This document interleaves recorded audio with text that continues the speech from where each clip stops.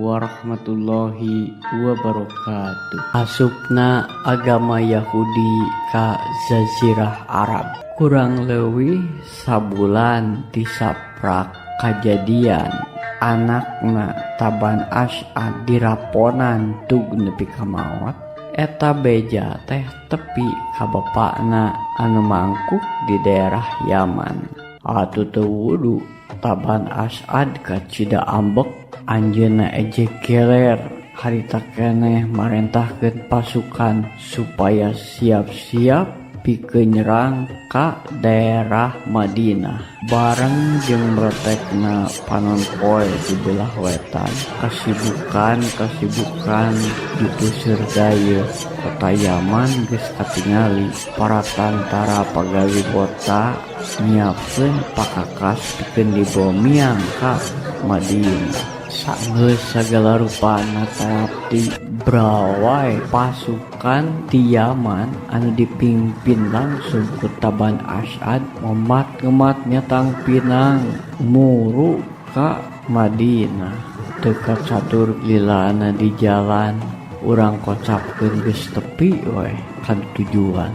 Harita keneh Madinah dikepung saur paripaos teu aya liang sagede liang jarum anu henteu kajaga ku pasukan Taban As'ad. Teu kungsi lila keur tangara perang di mimitian pasukan Taban As'ad nyerang ka jalma-jalma anu aya di jero benteng Madinah.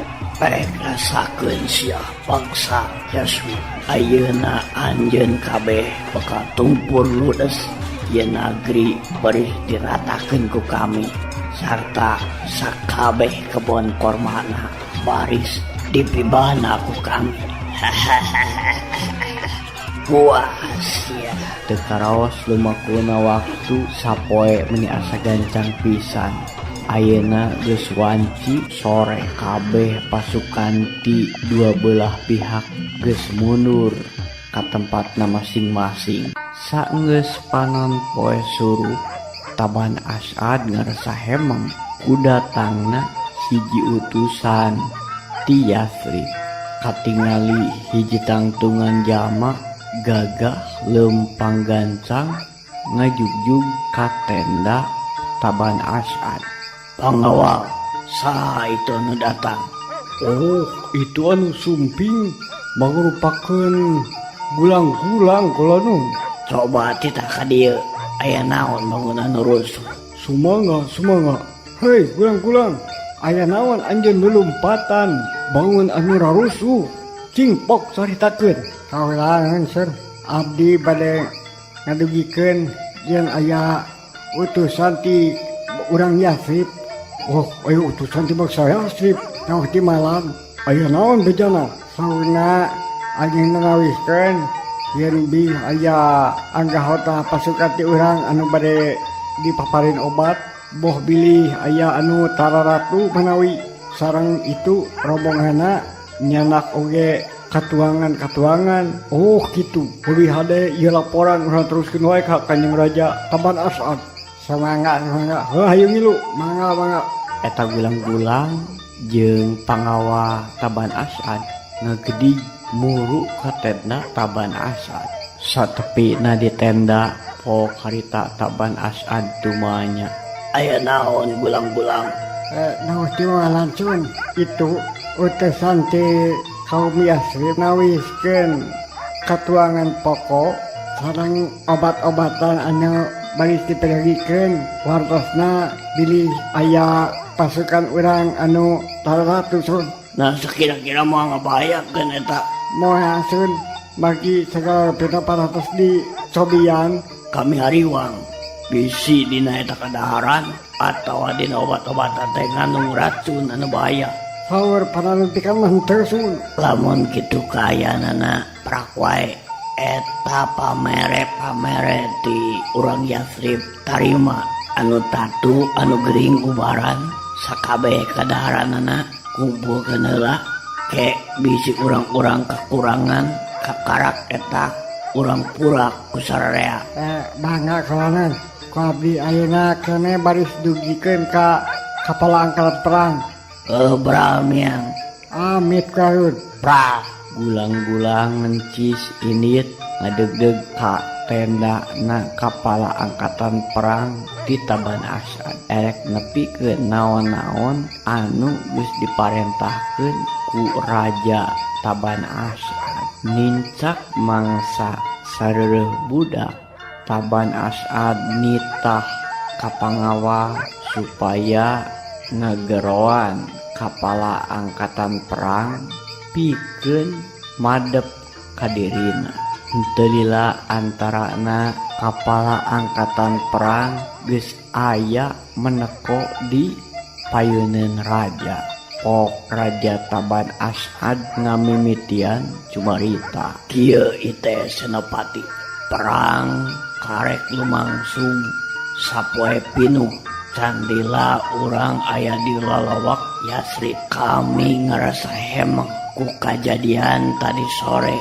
Di mana langsung? Sakumaha anu ku Senopati kasaksen saumur kuring merangan ka bangsa-bangsa anu sejen kakarak mangi musuh anu ngajamu kanu meranganana. Sacara satria kami ngaku yen urang Yasrib bener-bener jelemana hade-hate, asihan, dedehan, Sumuhun salajengna tapi kekeh saunyang beas oge. Kami mau mundur ku gara-gara ieu. Perlu ku anjeun kanyahokeun nepi ka irah wae. Kami sadu mundur. Kami baris terus ngelehkeun ieu bangsa. Kudu nebus getih anak kami anu geus dipahala ku maranehanana. di mana langsung? Abdi Senopati toska heukeut ku sumpah anu diucapkeun harita nalika abdi dilantik sangem ngorbankeun jiwa sareng raga demi keur kehormatan bangsa urang. Hade pisan hade. Bejakeun ka sakabeh ais pangampi. Ku ayana ieu kajadian urang nepi ka sentara hate. Kekeh urang kudu semangat pikeun ngegempur bangsa Yasrib tug nepi ka kamenangan aya di pihak urang. Di mana langsung? Saterusna Raja Taban Asad jeung ponggawa katut ais pangampih anu lainna magunemkeun hal-hal anu baris dilakonan dina poe isuk. Nawanci sareureum kolot kakara eta gempungan ku raja dibubarkeun. Panjangna waktu peting anu mata ketir dekat carita kocap dina isuk-isuk manuk recet di sarada kuda-kuda gesing hariem kariweuhan di tenda prajurit geus katingali anu ngasah pedang anu ngasah panah nyiapkeun tameng jeung rupa-rupa kaayaan dina mangsa harita. Tangara perang geus mimiti deui disadakeun. Pasukan di dua belah pihakan geus rebutan nyawa begalan pati deui. Dua pihakanana boga tekad anu kuat pikeun ngabela kahormatan bangsana masing-masing. Kocapkeun dina peuting ke-40 pasukan Taban Asad ngepung kota Yasrib. Peuting eta saperti biasa Taban Asad diriung-riung ku bawahanana keur magunemkeun naon-naon anu geus kajadian sawatara waktu ka tukang dug nepi ka poe tadi. Dina tengah-tengah paguneman prajurit anu kagiliran tugas ngajaga peuting eta ngalaporkeun ka Taban Asad ngaliwatan senapati yen ayana utusan ti Yasrib anu arek nepungan ka Taban Asad. Cingpok senapati, nah aya laporan naon ti gulang-gulang pangna gura-giru nyamperkeun ka dieu. Nguningakeun di luareun ieu tenda aya 2 jami anu gaduh maksad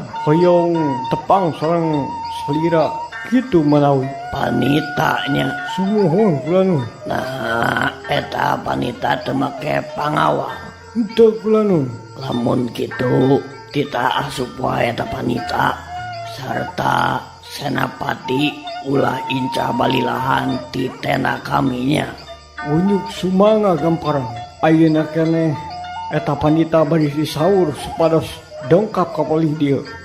Bra. Guaran dina waktos ayeuna urang cekapkeun sakieu heula mugi bae sasiereun sabeunyereun sing aya pulunganana khusus kanggo pun emang umum kanggo palawargi anu parantos ngimeutan ieu rekaman ti awal dugi ka akhir. Urang teuneun dihandelem hieum tuna dihanjuang siang paranti nyokot ninggalkeun mangsa datang samper deui bobot sapanon carang sapakan ngeda agung cukup lumur jembar hapunten Robbi tu billahi robba wabil islami dina wabi muhammadin nabiyan wa rasulah.